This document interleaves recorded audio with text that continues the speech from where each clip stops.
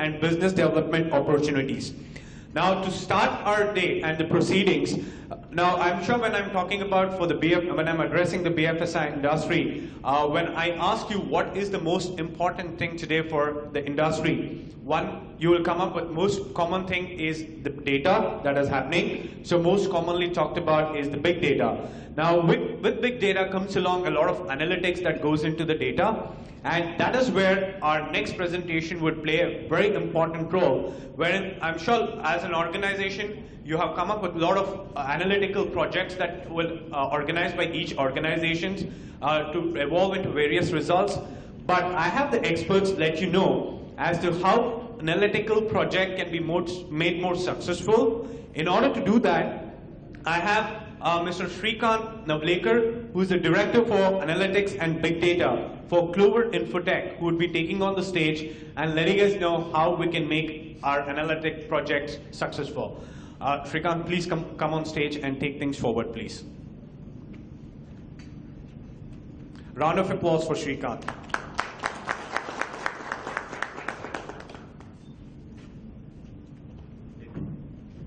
Thanks and good morning. And thanks for coming all the way. It's been a privilege to be here second consecutive year, which actually puts, just a minute.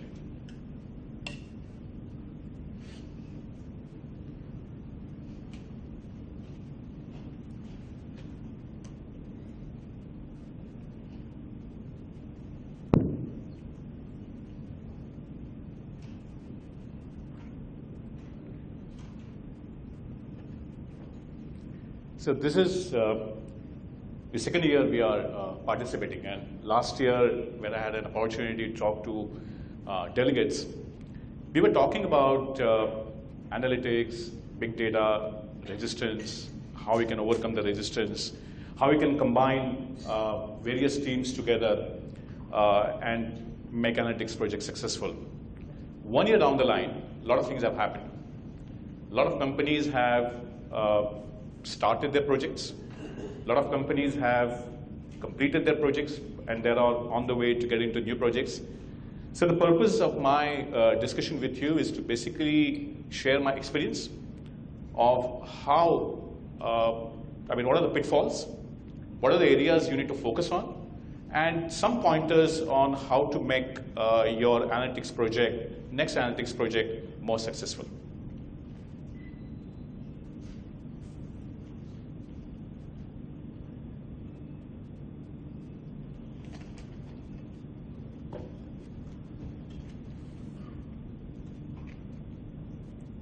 So the question is that where you are in your analytics journey.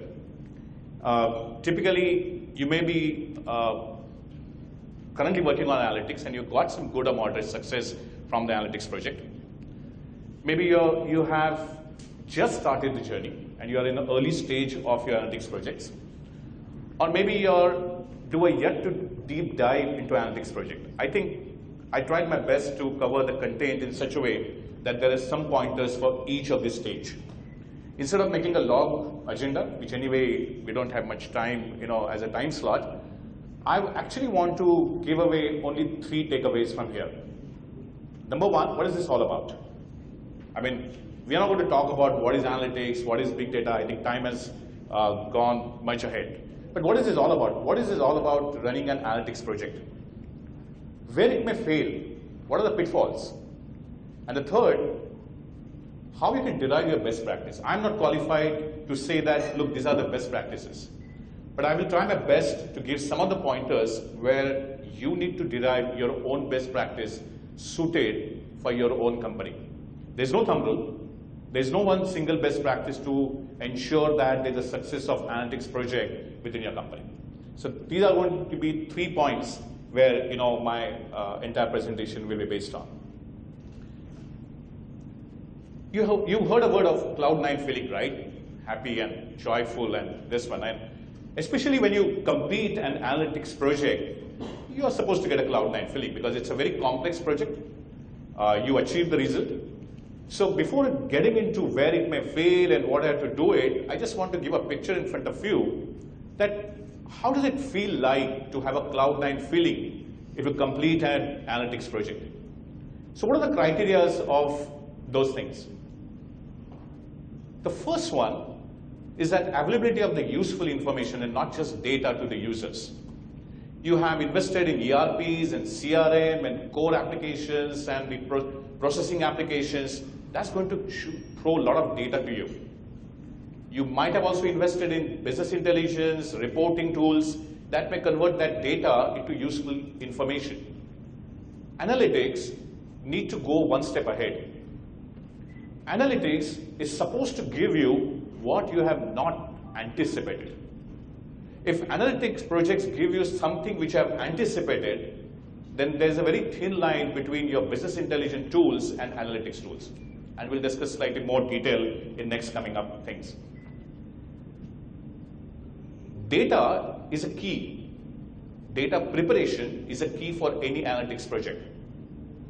Many companies you talk, or many companies when I discuss, people feel that their data is well cleaned, well massaged, because if you have to run an analytics project on top of data warehouse, obviously people feel that, oh, my data is very clean. That's not a case.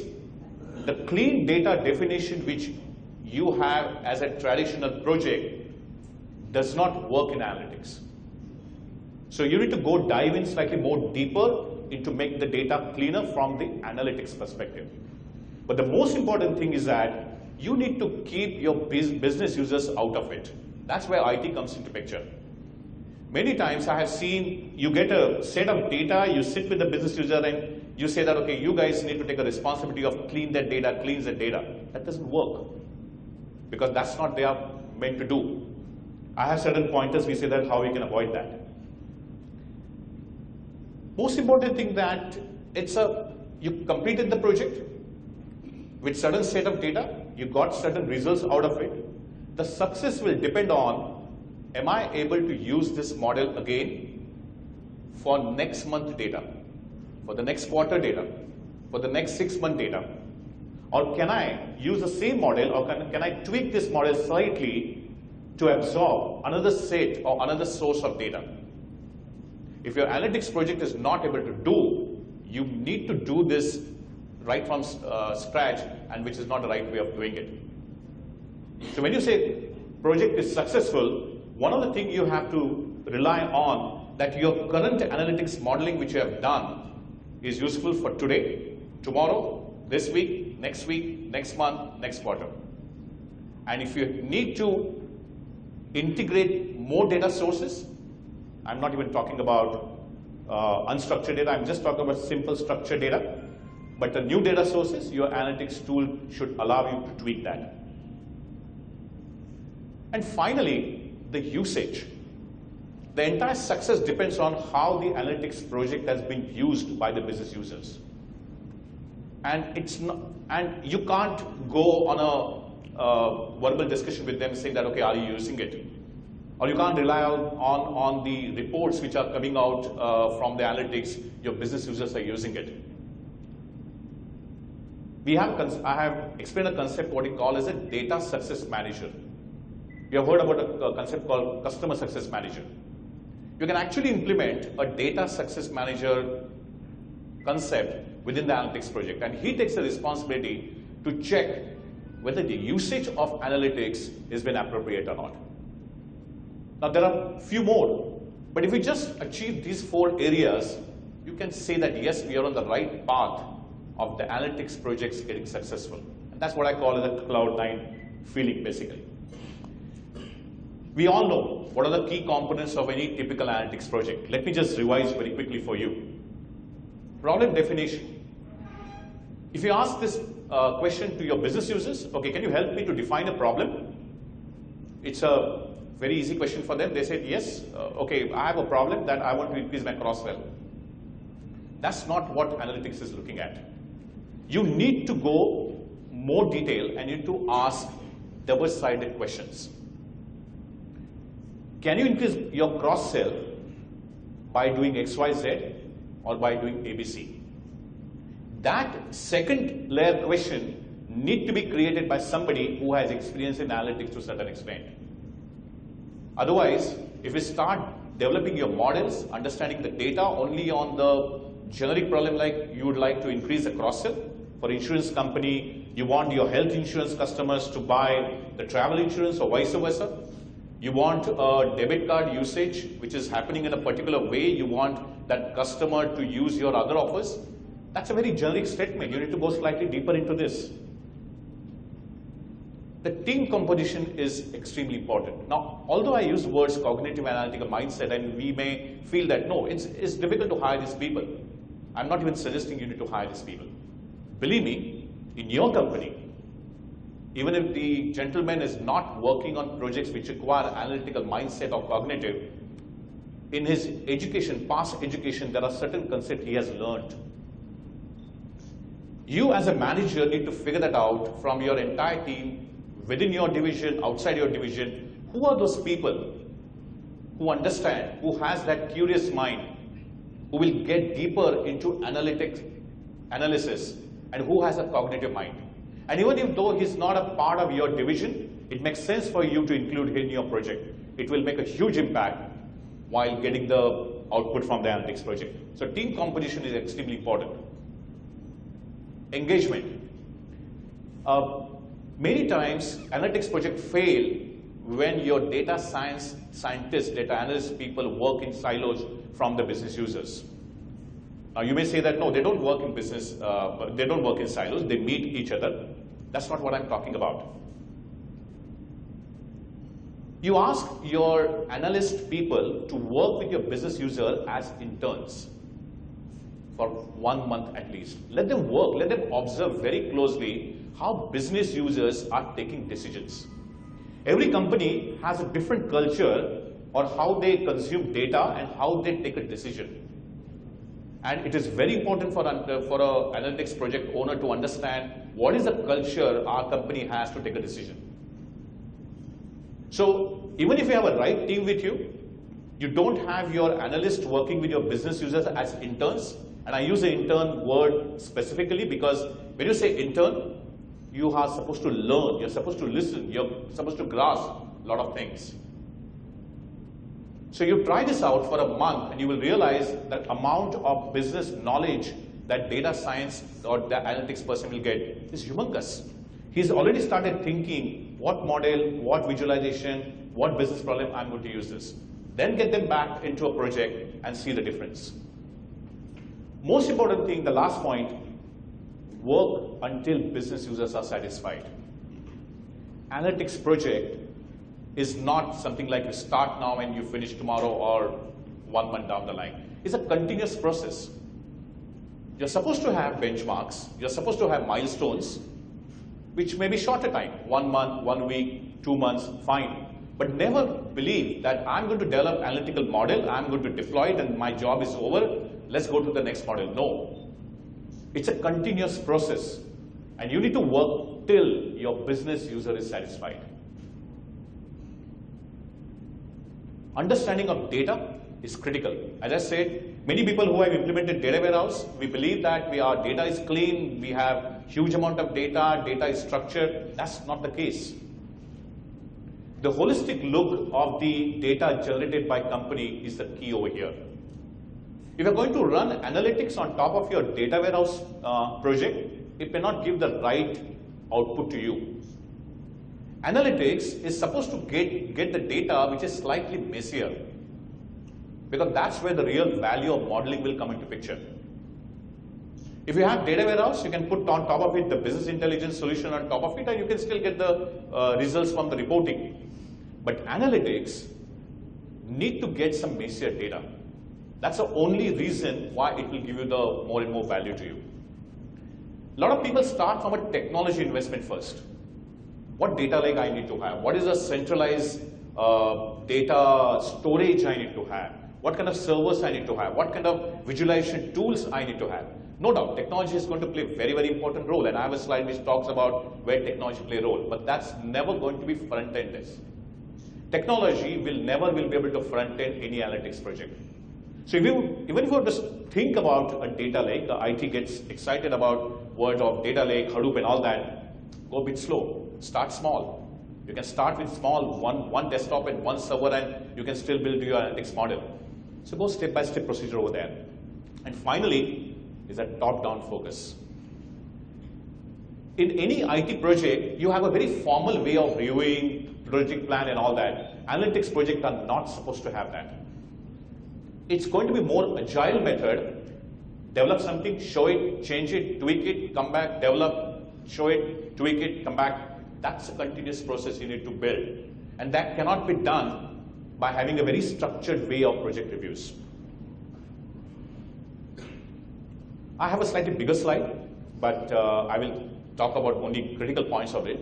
I strongly believe, after working a couple of years on analytics project, it's not an IT project. And I'm not talking about the involvement of IT team. I'm involvement of how you're going to treat the IT project. Anyway, you will get a copy of this presentation. Only one or two points I want to see. First is the purpose. The purpose of any IT project is increase efficiency, reduce cost, increase your productivity. If you have the same objective for your analytics project, you're not going to get output correctly. The whole output, the whole objective of the analytics project is get unanticipated insight from the data, which you never expected. Bad or good? If it is bad, you can work on it. If it is good, you can build on it. So the purpose has to be very clear why you're running analytics project. Characteristics, you can read, I will send a copy of this. Third point is important, how it is achieved. Technology projects are achieved by deploying technology. Here, it is achieved by exploration of information. Technology takes a secondary role over here. Next point is also very important. What is the approach to the information? IT project believes that the approach to the information is within the database. I need to extract in the right way and visualize it. The analytics project approach is basically how people are going to use that data. If we throw them dashboards and reports and ad hoc queries, it is still BI, it is not analytics. If you want to really make analytics projects successful, important thing is that how your users are going to use the data and how you're going to make it tweak for them to use the data. We'll skip some of the point because of the time constraint, but maybe offline we can also discuss on some of the points. Typically, when you make a decision making before running any analytics project, the process is very simple.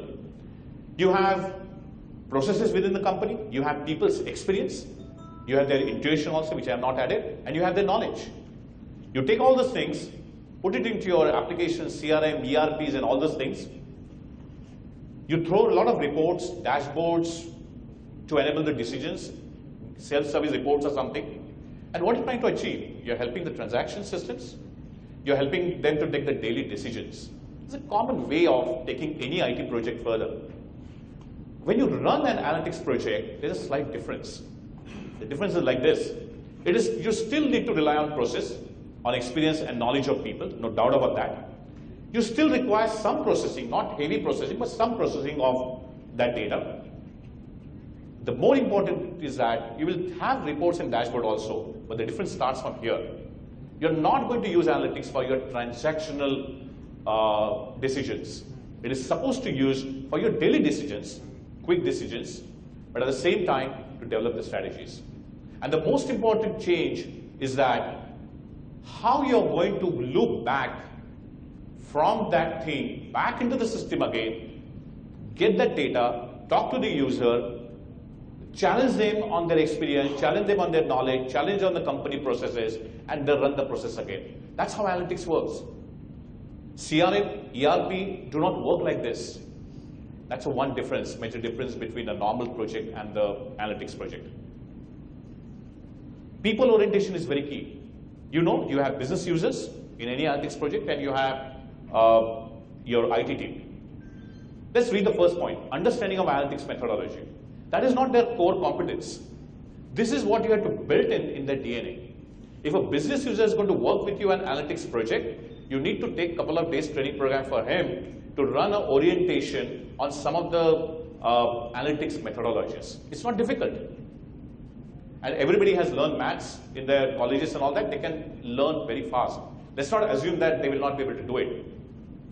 Second, basic understanding of the modeling. This is where statistics comes into picture. Again, believe me, it's not difficult. Third is they need to be comfortable in using data visualization tool of their own. So they have a tool, they have a huge access of data, how they can slice and dice the data. You need to train them to be comfortable in that. And they cannot leave the issue in between. They need to engage with the issue till it is satisfied. Typically, this is what analytics people are supposed to do. To make your analytics project successful, ensure that your business users are doing this.